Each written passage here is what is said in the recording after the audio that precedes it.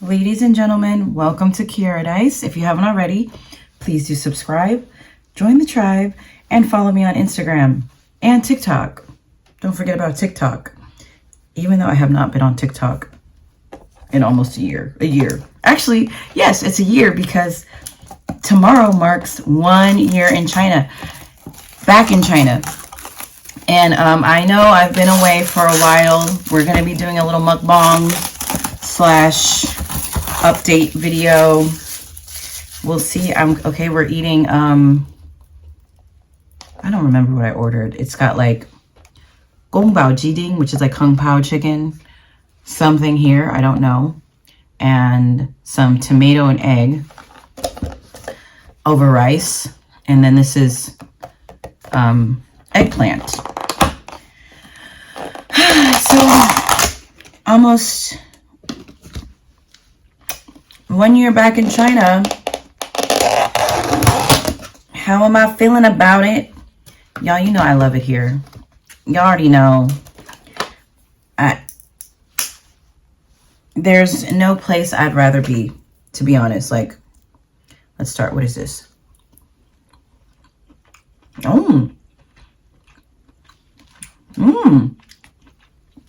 So this, it's like, I can't tell you what that is. I don't know. But it's really sour. Like pickled. I like that. Oh, I didn't get it over rice. I got them over noodles. I didn't think this was all going to be packed together like that. I thought they were going to put it like separated, but I guess this is all just got to be one thing. Huh. First time ordering this. Yeah, so, I think what I was going to do for this video is finally answer your guys' questions, which I had you guys ask me like a month after I got here. Sorry for the delay. Can this not be in my face? But, you know what? Better late than never. Let me actually get my computer and read the questions so I can answer them and do a mukbang and be updating you guys. So it's just going to be a comprehensive video. Give me a second. Okay, let's try this eggplant while we're waiting for this to load.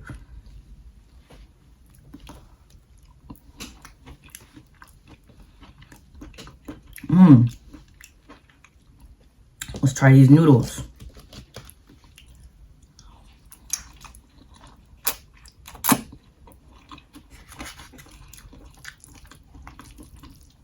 The noodles are okay. I was not expecting it like this. I thought it was going to be 3 separate dishes. And the noodles would be one of my favorite types of noodles, which is scallion oil noodles.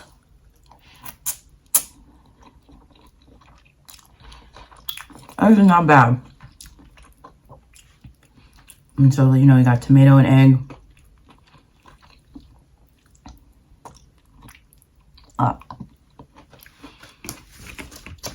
Got the questions open. So, let's start on the questions. First question. Oh my God, this water is behind me, messing up my scene, messing up my backdrop. Whatever. Okay, the first question. Where is the first place you would like to visit since moving back to China? Okay, since I've been back a year, right?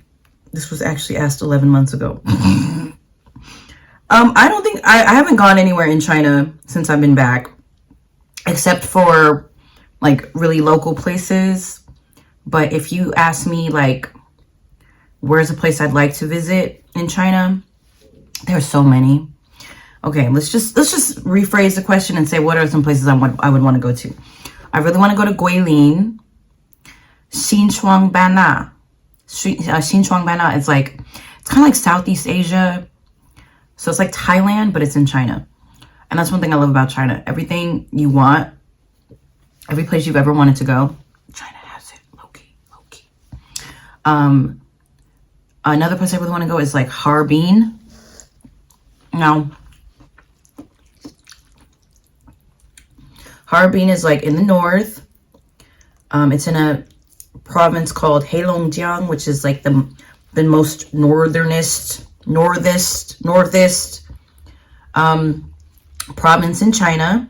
And Harbin, every year they have this like ice festival, and it's supposed to be very cold.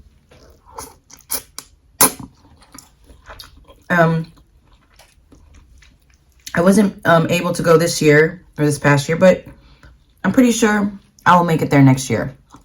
I'll have all my thermals and stuff. So those are probably top 3 places I want to go to. And then also, there's a place in Hunan province called Furongzhen. Furongzhen. I don't know if that's the right tones. Whatever. So pretty. So beautiful. So yeah, maybe I'll go. I'll do that one of these days. Okay. The next question is. Okay, this is a long question, but let me see. The last few years, I've been feeling over America. Even though I was born and raised here, it was never a country I felt proud to be from.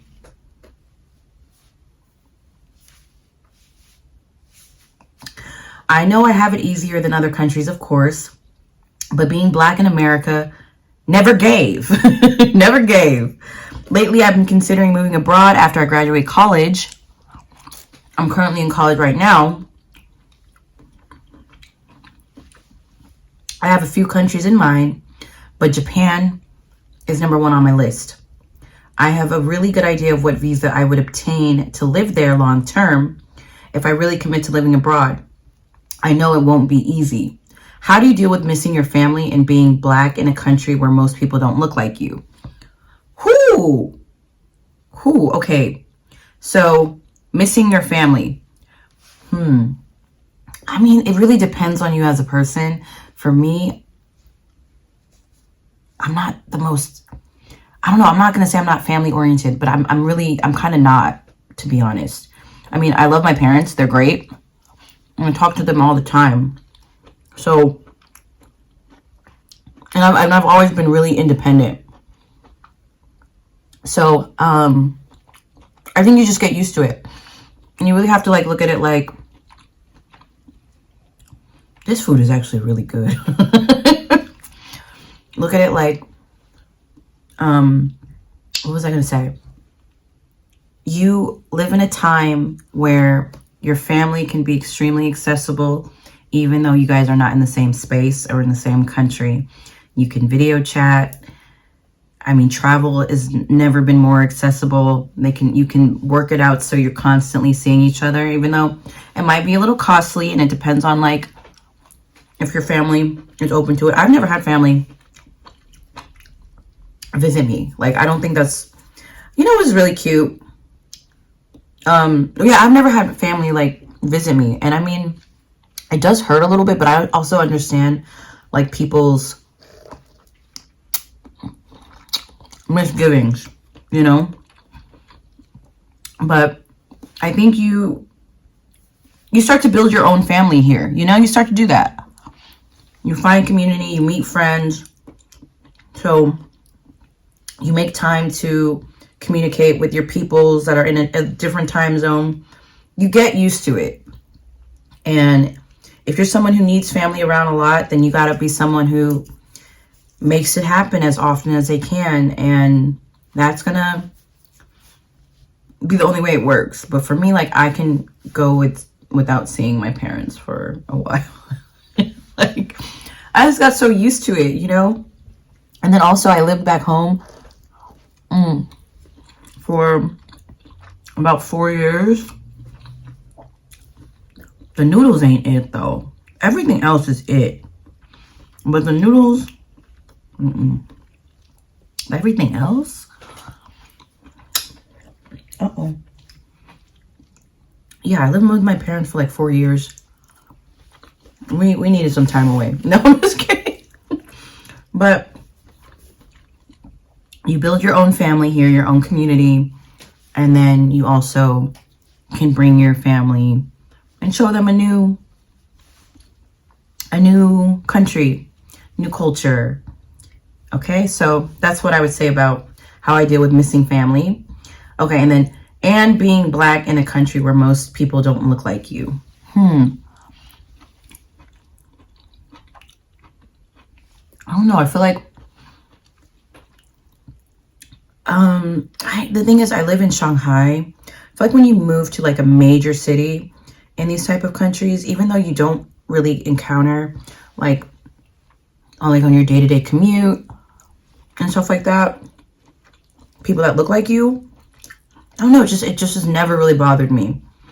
Shanghai is such a diverse city considering, but you know, how do I deal with it? It's just like, I don't, it's never been a problem for me, you know? So you kind of just have to like that. So that's how I deal with it. Purr. And honestly, like, I don't get like a bunch of stares. If I do, I'm so unaware of it. I'm so, oblivious to it, like either adapted to it, oblivious to it, or just don't care, that like I never feel like I'm just being stared at. And I've noticed that too, like when I'm on the metro, people like will look at me and it's just like back to their life, like, but it's just like they see another human. But that might just be in Shanghai. So, and I didn't really feel like that in Japan either when I went there. The only thing that I struggled with in Japan, I don't speak the language. Like, girl, I don't know, that was the big issue for me, not being able to, being in Japan and not being able to speak the language at all. That's something that now I began to understand like people struggle with like living in China. I mean, for me, you know, I've studied Chinese for a very long time, so I don't have the communication barrier, or overall I don't. And I'm like, oh, that was easy because I could speak Chinese. But if you couldn't, how would you even? I don't know. I hope that helped. I don't think I answered it so well. But both of those are just got to be like oblivious and adapt, I guess.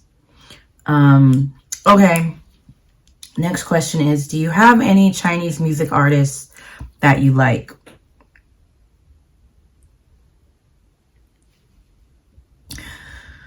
I know, I feel bad about that. Like, and it's not even like, oh, I don't like anything. It's more like I just have never gotten into Chinese music. And if you have any artists you want me to listen to, because I feel like a cop-out just saying Wang Li Hong, you know, like, but that's, you know, back when I was like really studying Chinese, I would try to listen to as much Chinese R&B, but most of it was just for learning the language. There's this one guy, I really like his voice, but I don't remember his name. So I'm just gonna say no. That's bad. And there was this one band that I used to listen to. It was called AM444. I don't know what happened to them. It was a Chinese or Shanghainese lead singer. They had like pretty cool music, pretty unique. But yeah, it's been a long time since I listened to their stuff. But yeah, I need to do better. If y'all got some recommendations, please let me know. The next question. Okay. In one of your videos, you said you wanted to buy a condo in Thailand. I definitely understand the appeal of Thailand. It's a beautiful country with a great culture, and the food is bomb too. I want to go to Thailand one day, but I never heard of anyone mention the housing there. It made me wonder why you would want to buy a condo there. I watched multiple condo tour videos on YouTube, and I was surprised how affordable and nice they were. You can stay in a borderline luxury condo for less than $1,000. You can never get that in America, LOL. So, One of my goals is to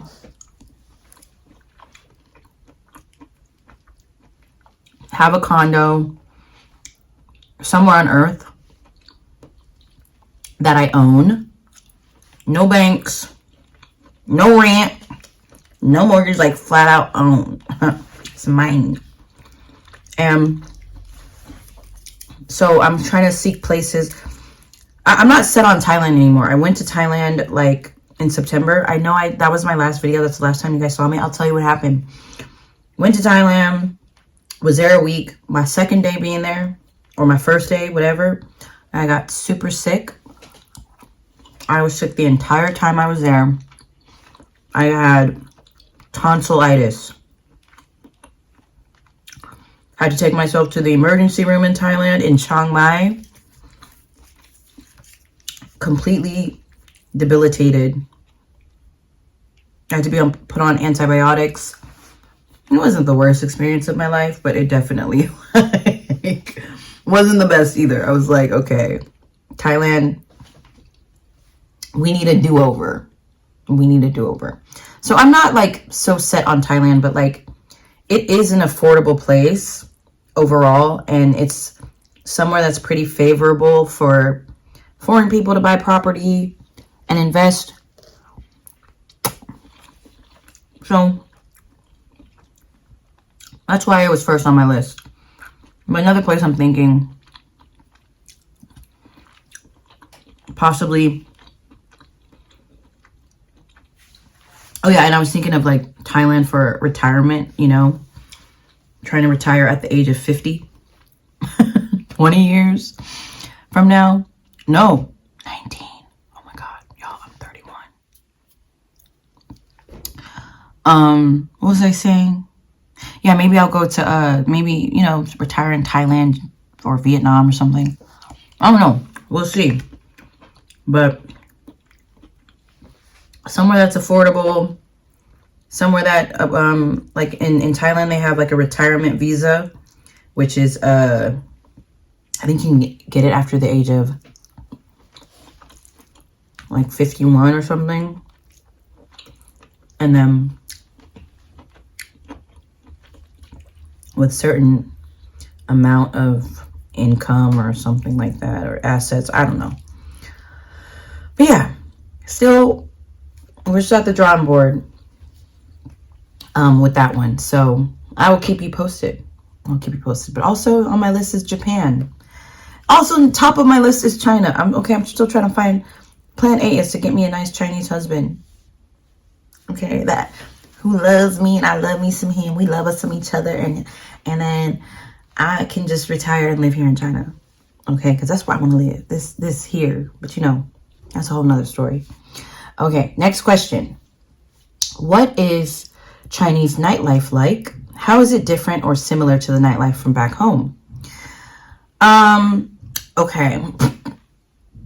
I have to say, I have, you know, I just told you I'm 31. Okay, I don't really be, I mean, I'm in this way of like happy hours, restaurants, chatting it up kind of thing.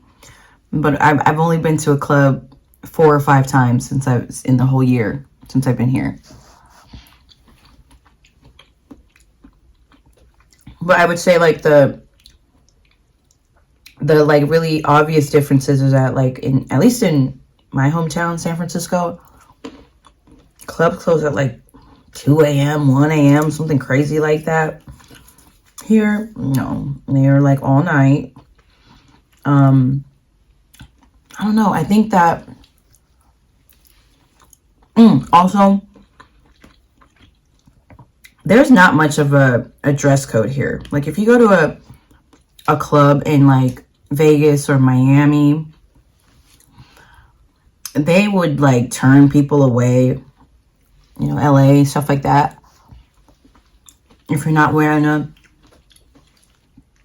whatever dress, whatever heels. Shanghai people don't care about that. Like, girl, come as you are, we'll accept you. Like, so there's no pressure in that respect. But yeah, I think those are kind of like the key differences. Also, like, people are not so violent here. You know, I always hear stories about clubs, but that's an American thing, you know, clubs getting shot up, people getting into fights, club fights, bad girls club, strip club. That's not a thing here. Like fighting and shooting, and I don't know. I'm not just saying it doesn't happen. Actually, shooting part, no, that don't happen. America, y'all need to do better. I really don't like these noodles. Yeah, I guess those are some of the differences. But also, I'm the worst person to ask about nightlife, especially comparing nightlife to back home, because I never really went out that much. Believe it or not, I can be quite an introvert. So, yeah. Okay, next question. What are some of the changes you've noticed about life in Shanghai from your time there originally to now? Okay, well, so I moved to Shanghai in 2014. That was 10 years ago. Wow. And I left in 2019. So that means, you know, I spent 5 years. What do I notice that's different? Well, I feel like when I first moved here, mobile payments wasn't really a thing. Like, I kind of came here for old school China, where it's like, back in the day, cash was king. Like, that's what you used cash for everything. Like, there was like, they missed the whole card phenomenon. I mean, some places would maybe take card, but for the most part, you paid cash for everything, even your rent. Like when you had, I remember I had tuition, had to pay for. Can't tell you what year that was. I don't know. Maybe that was probably when I was in Beijing. But, you know, I was on scholarship otherwise. And it would just be like wads of 100 RMB. Like, you know, paying. And then everyone had the little money cash counting machine. So they go, and they made that sound like, even when you would go to like a little corner store or something and you would spend like 20 RMB or something like that, they would still put it through a little cash machine, you know. And then, like, you know, I can't tell you when. I'm trying to think of when it really became a thing. We were using Alipay and WeChat Wallet by the time I had left. But I kind of witnessed the transition and the wave. And now it's like, you can't even use cash. Like, good luck if you just got you some cash. Because y'all remember that first 2 months I was here before I was able to open a bank account after getting my permanent residency or whatever. Most places, like, they said, "Girl, we accept cash, but no shade.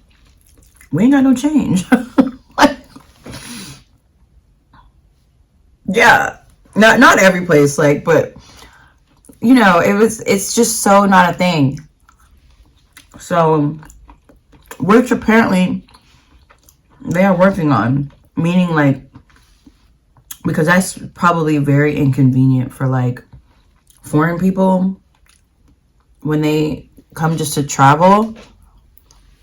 So, from what I've read, Alipay and WeChat Wallet have made it so you can attach foreign cards to it. Because it's like, it's legit, like, I mean, just insane inconvenience. Like, you just can't really buy anything. There's that. And then, okay, another thing that I've noticed that's different is there are chargers everywhere. I love that. That was not a thing when I was first here, or when I left. So this is newer, where there's like these charge boxes, and you never have to bring a charger anywhere. Every place has them, and you just scan the QR code, and you can even like take it from that one place and return it into another one. Yeah. So these like power bank dispensers. I don't know what you call them. That's what I'm calling it. And that wasn't a thing before. Yeah, that's another difference I've noticed. Also, like, one thing that I'm always really proud of about Shanghai is like its ability to really continue to grow. Like, there's always new metro stops. When I left Fudan in 2018, the last stop was my law school on line 10. And that stop was called Xinjiang Wancheng, right? And now here we are, 5 years later, there are like 7 additional stops after that. I don't know how many. I haven't gone that far. There's no reason to go all the way over there. But like, yeah, like all of these additional stops. And there's a new subway. There's several new subway lines or metro lines that have emerged. So just making it even more convenient. I had like completely missed the whole COVID lockdown time here. So for me, they just went back to business as usual, and I don't see no remnants of it.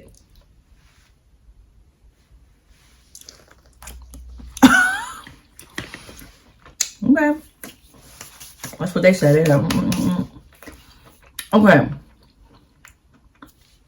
so I guess that answers that question. And then okay, next question.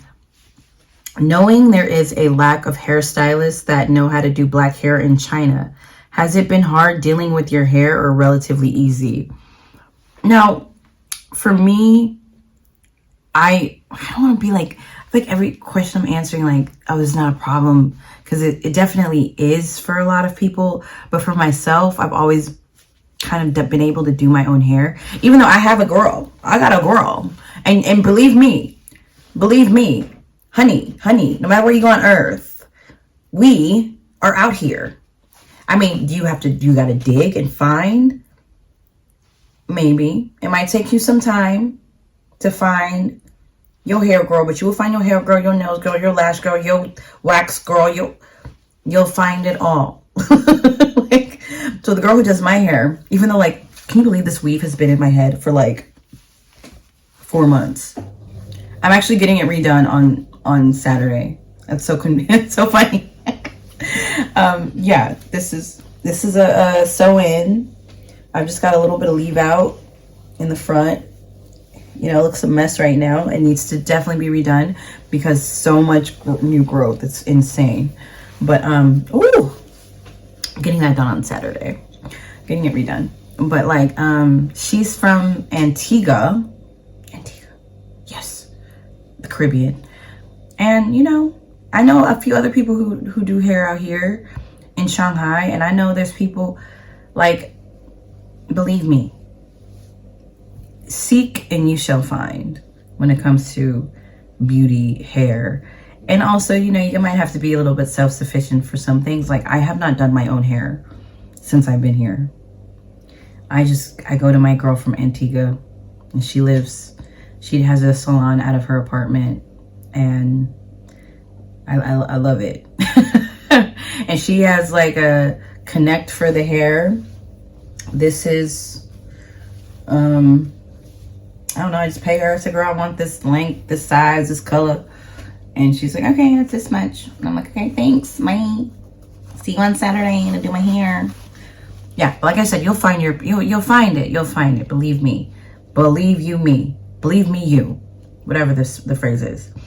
Okay, what are some things about Chinese culture that you like and dislike?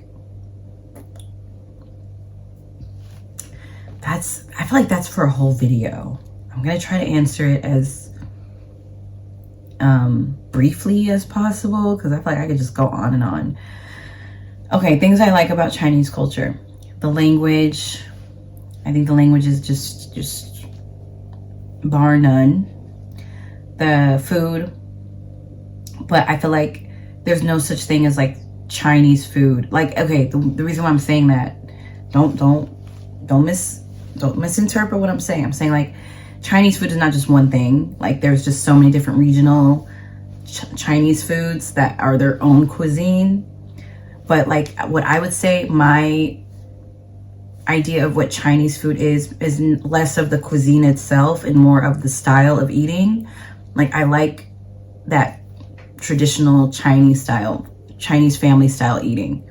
That is my favorite. You know, you've got like the big round table with the glass wheel. If you've never seen that, like, one day I think I made a video about that actually. It's got a glass wheel and you have all these dishes, and then like you have your own little bowl with like rice, and you just pick from. Yeah, I love that. What else are some things I like? I like Chinese philosophy, the way they kind of handle problems, handle conflict. I like how their thinking is very long term. You know, they think in the long run. They think of the bigger picture.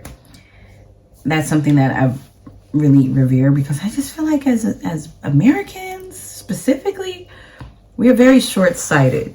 You know, we're very short-sighted. We don't think about the generations and generations and generations to come, and generations and generations and generations before us, which I do feel like Chinese people think about. You know, yeah, so those are like some really broad things that I really love. I'm sure there's a billion more things I could say. Oh, another thing would be like their adaptability. Like, I feel like they, in an interesting way, like, even though they have such a like long-lasting culture, you know, an old culture that's been around for like thousands of years, still coming into the modern age, they're so open to just new novelty things, new ways of doing things. So they can like preserve their old culture and also embrace the modern. Like, I really like that. I feel like there's certain things in America, we only have like a baby culture, right? Compared to China. Yet we're still like unable to adapt to newer things, you know? Like, I don't know. It's not an easy thing to explain in like a few minutes. So maybe I'll make a video about what I mean. So if you want a video, let me know in the comments. Okay, what are some things I dislike? Oh my God. One thing. The spatial unawareness here pisses me off. And I don't care what anyone says. Chinese people, how are y'all? This is a question, a genuine question. How are y'all in a country of 1.4 billion people, but y'all be thinking you're the only one around? It's just like the way people here will just stop in the middle of the street and like just start being on their phone, or, you know, just stop not in the middle of the street, in the middle of the sidewalk. And we're in Shanghai. Like, this is a city of, I don't even know how many millions of people, 20 something million. And you gonna stop in the middle of it, and that just happens all the time. And then like, there's just no excuse me. There's just no concept of, excuse me, let me get out of the people's way. Like, Chinese people love being up in the way. That's one thing that I dislike. And I feel like that's it. I don't know anything else off the top of my head that I dislike. I think there's things that kind of maybe I don't understand or like have frustrated me before, but now I'm like either so adapted to it. But this spatial unawareness, spatial consideration is what I'm gonna call it. Something no, it will always annoy me. Even today, like, it's so hard. There's no like common pace, and it's not even like, I just feel like in America, like, people gonna go over to the side, or else somebody gonna cuss you out. You know, like if you're from like New York or something. Like, I'm not from like a most really walkable kind of place, but like, this is just how I would imagine, or what we've seen in the media over from New York, where people are like, get the F out the way. Someone would tell you that if you stopped in the middle of the street, there would be a lot of get the F out the ways here if Chinese people were like New Yorkers, but they're not. They're like, okay, you stopped in the middle of the street. I just kind of have to climb over you maybe, or and we're not going to say anything. There's no excuse me. That just is the only thing that I dislike. I'm like, I'm gonna need y'all to really like start, or it's just, you know what, other people are not going to change, only I can change. So okay, so I hope I answered that well enough. Okay, since you are there permanently, do you think your mom or dad would visit you this time? Do you plan to join in any international clubs or organizations for fun? Okay, so you know this, I love that you asked that question, and I'm happy that I answered this question a year later, because had I answered this question a year ago, it wouldn't have been the same answer. But it's kismet, because my mom had said this to me not that long ago. This was like a few weeks ago. And I didn't ask her. She volunteered. She said this. She said, you know, I'm going to work on getting my passport so I can come visit you in China. I'm like, oh, video chat, whatever. We're on the phone, whatever. And I'm like, what? She's like, yeah, you know, because it's a really cute story. So my mom's in this, she's like my mom's a sweetheart. I know I've never made a video with her, but she doesn't like to be on camera. Neither does my dad. They're both such fun people to know, and I wish you guys could know them, but they're too shy or whatever, camera shy. Yeah, so my mom, she's in like some kind of club. This is why it's also funny that you asked about this club. She's in a club called, like, I think it's called the Grandparents Club. Like, she does all these kind of things with like church groups and blah blah blah. She's a really active individual, which I like that. I love that about her. And she's in this like grandparents club. I don't really know what they do other than like they meet and they do little events, and it's cute, right? So she was like making the marketing materials for them. Like, she got a poster designed with a little slogan and and so she went to go get that poster printed out or whatever, or design, like to talk to the graphic designer about it. And the graphic designer was a Chinese woman, and this is in San Francisco, as you guys know. And my mom was like, oh, my daughter lives in China, blah, blah, blah, blah, blah. And then the lady had asked her for her WeChat, and the lady was like, oh my god, you have WeChat? My mom's like, yeah, I got WeChat, yeah. So whatever, they exchanged WeChats. She made her the poster, and I think they had sparked like a little bit of a friendship or something. And she was just like, yeah, after meeting her, I'm like, and I think I really do want to go to China now. She was like, it just was such a sweet interaction. And I was like, oh my god, that is so, I did cry. I feel like I'm gonna cry about it now, but I'm not gonna cry. But so my mom, she at least said that. Before, she would have never even said the words, but she said, I'm gonna surprise you. I'm gonna get my passport. And so I'm working on exactly how a trip, my mom coming here, would look like, because that to me is like, because she's like, okay, because she takes care of her little baby. Her baby's her dog. Like, if y'all can tell me how we can get her dog to come with her and like sit on the plane with her, because like I was gonna fly my mom out here first class, but then I looked at first class, I was like, girl, nah. It's like a minimum of like $10,000. Sorry, mom, you're gonna have to be in coach. I got it like that, but I don't got it like that. Like, one day I'm gonna have it like that though. If you're willing to wait till I have it like that. But right now, I ain't got it like that. I would fly my mom out here first class, and her dog, and her cat, and my grandma. No, I'm kidding.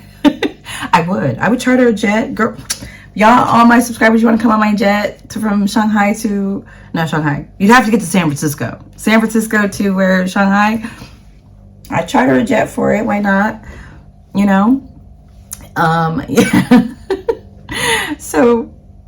Yeah. So my mom's open to it. And I think that, like, I told her, you know, you don't have to stay that long. She's like, it's a long way to not stay long. I'm like, I think about 4 days would be enough. Like, what's she gonna do here for that long?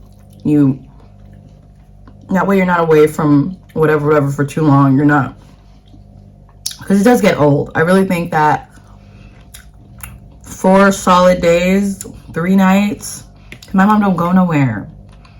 I think that's enough. She's like, it's a long way to go. I'm like, it's I think you'll be fine. 12 hours, one night, 12 hours. That's that. I don't know. Tell me what y'all think. I think 1 week is enough. And she's gonna be like, no, I want to stay. I'm like, girl, you do not want to stay here no 2, 3, 4 weeks. Girl, bye. Trust me. Trust me. 1 week is enough. It'll be, you know, we'll have some downtime up to, I mean, yeah, 7 days, 6 nights. Okay. And then my dad, like, I think I've told you guys this about my dad, and I'm gonna leave that one alone for now. I'm just gonna say, like, I think he's also open to it, and I just gotta figure out all of the logistical kind of things. And one of my aunts who lives in Houston, she's kind of open. She's pretty open to it, and so maybe her and my dad could come together or something on that line. Yeah.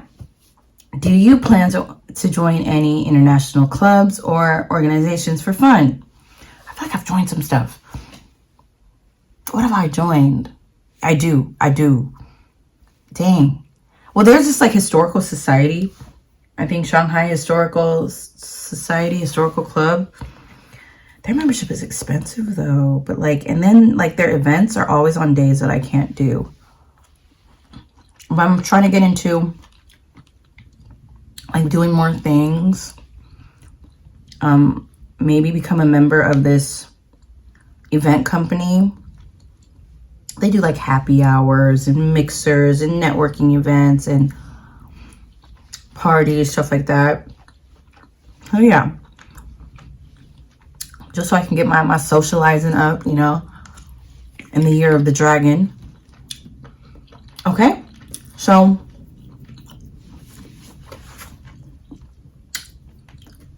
how is life in Shanghai, China, compared to when you were there a couple years back before the pandemic? Now, I don't want to really, like, undermine the impact of the pandemic on the people who were here during that time, but because I didn't really experience it, and, like, it was very much like, go back to normal. Like, I mean, the only differences that I really notice is that some places are no longer open that used to be open, but that's, like, normal, you know. Places go out of business all the time. It's like, oh, that one restaurant or that one club, but now they have that restaurant and they have that club. So it's everything's been what is it? Not disappeared or changed, has resurfaced in another way. So honestly, I haven't noticed much of a difference, but that's just me. But it would also be better to ask someone who spent the pandemic here and who are still here. You know, it's really funny because, like, you would think that there would be a lot of people who would leave Shanghai if they could after that whole situation, but I've met a lot of people who are like, and I am telling you, like that, I'm not going. You're the best man. Like, you know, Shanghai, that's a good man, Savannah. That's a good man. Okay. we stand. I mean, I don't know how, like, I don't even want to use my imagination. I didn't experience it. But the people I do know that experienced it, all of them came out. And most of them are still here. So, Okay. Last question.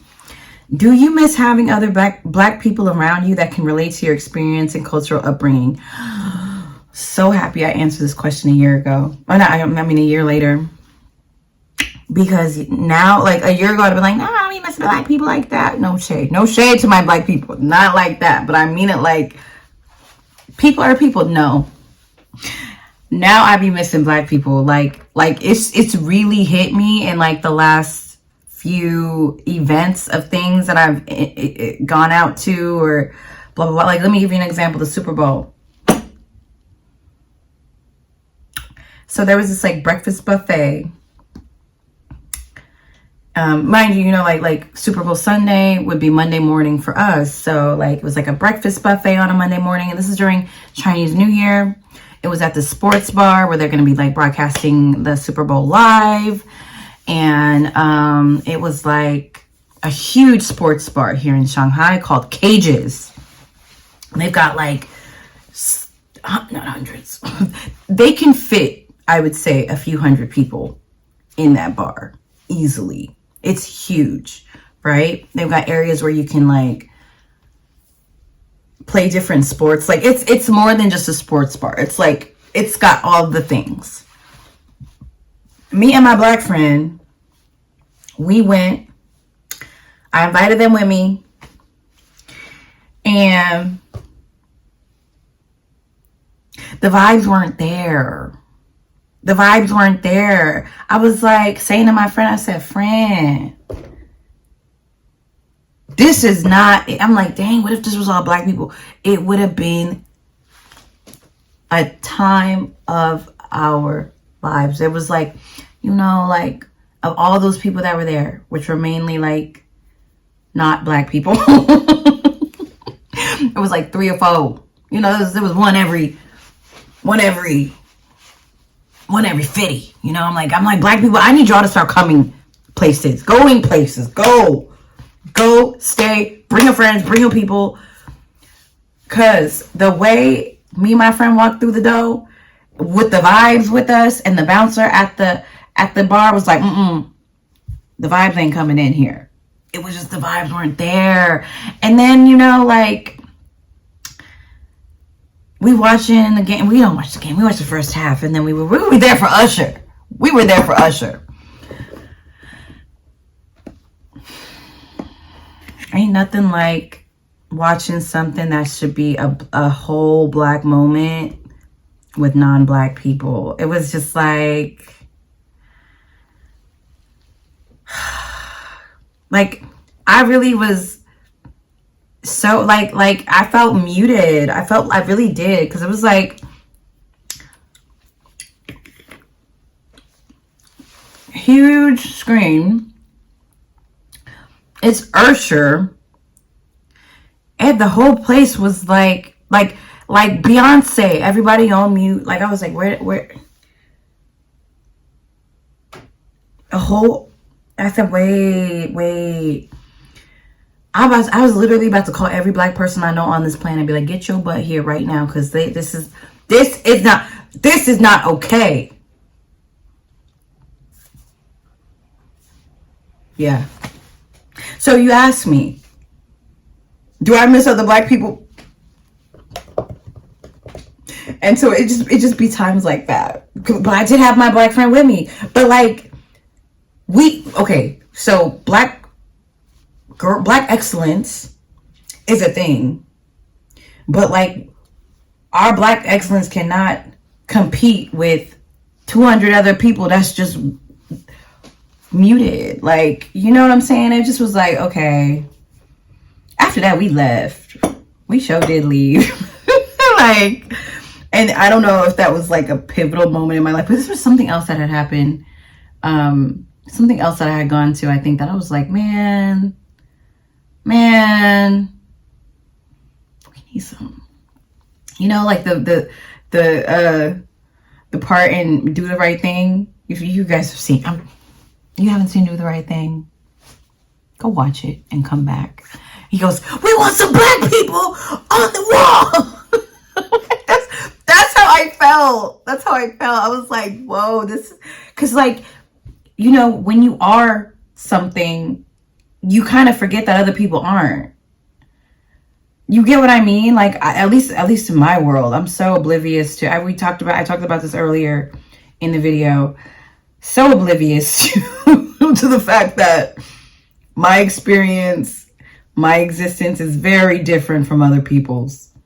And I'm over here like, yo, how are you not gonna go up for Usher? What is? And they're probably like, who's Usher?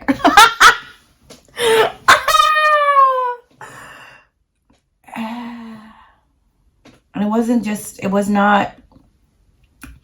not just Chinese people there. No, don't do that. Don't do Chinese people like that. Okay, don't do Chinese people like that. It was mainly non-black foreign people at this bar on Super Bowl Monday morning.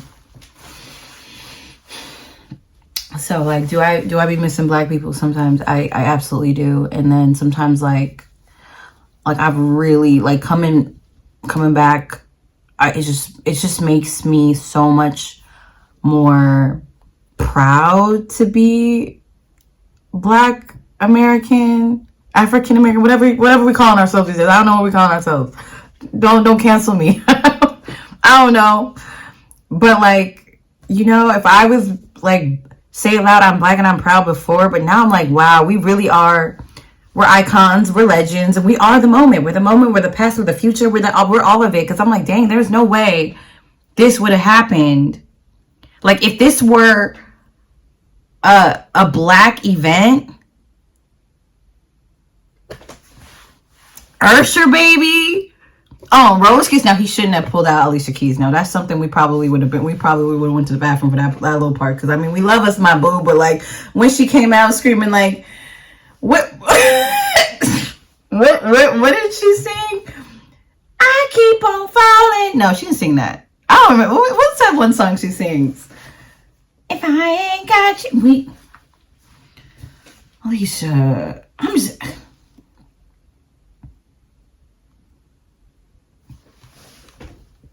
And then, like, it's always fun to be talking about, like, black pop culture.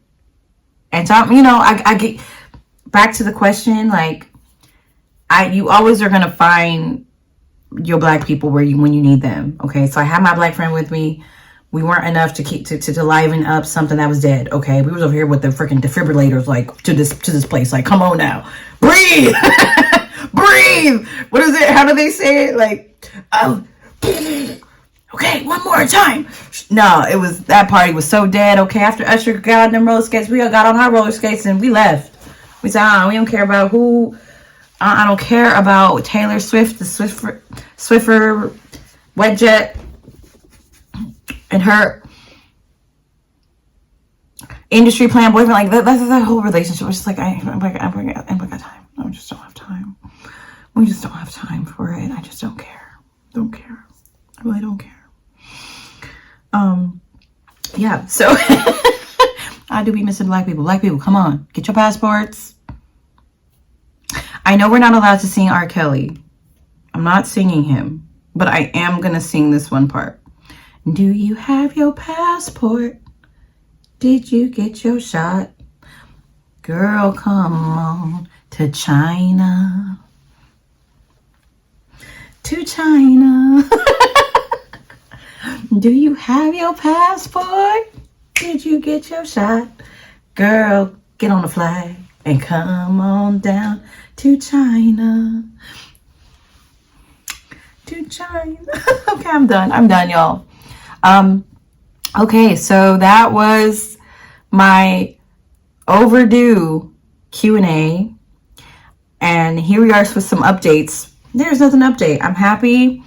I am working at my job still. It's great. Love it. Love her. Kisses. Thumbs up. Renewed my everything for the year. Yeah, and I want to keep this job. I'm very happy with it.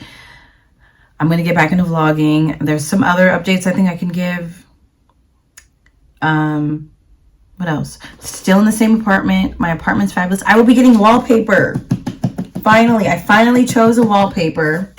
And then after I get my wallpaper done, which is probably in the next few weeks, I'm going to do an actual apartment tour. And then also, I will go back to vlogging. I mean, I know y'all said you don't care about the fact that I live a boring life. You still want me to vlog. Okay, I'm going to take that into account. I'm just going to, as long as you accept the fact that's going to be my phone. I'm not buying a microphone. I'm not buying a cameraman. I'm not doing any of that. Sorry. You might have to go visit other YouTubers for that. What other updates are there? Ooh, I'm starting to get my own clothes made. Not this. Not this. Not this. Not this. Not this. And I started seeing a trainer. And like, okay. I think, you know, we're gonna see how I look. Okay, let's see if you noticed any improvements, any changes. I got a BBL. I'm just kidding. Okay, y'all. Okay. What else is there to update?